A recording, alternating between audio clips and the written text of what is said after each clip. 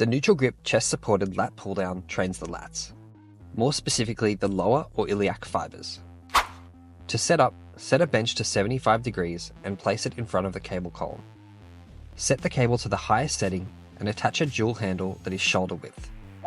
A good option is to create your own like I have here, with an easy bar and 2D handles. You can find other options in my equipment guide.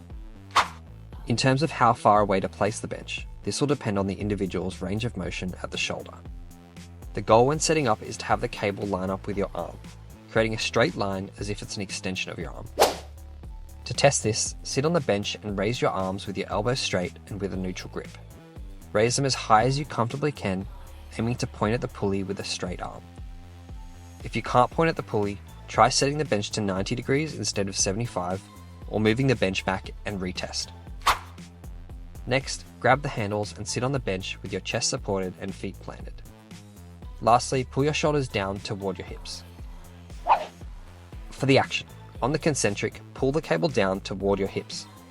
Keep your elbows tight to your body, scraping your upper arms against your ribs on the way down. Focus on driving down with your elbows and stop when your elbows are in line with your torso. For proper alignment, avoid pulling your elbows behind your body, as this will shift the focus away from the lats. This can be prevented by cueing to drive the elbows and shoulders down, not back. Avoid shrugging at the top of the movement by maintaining downward shoulders throughout.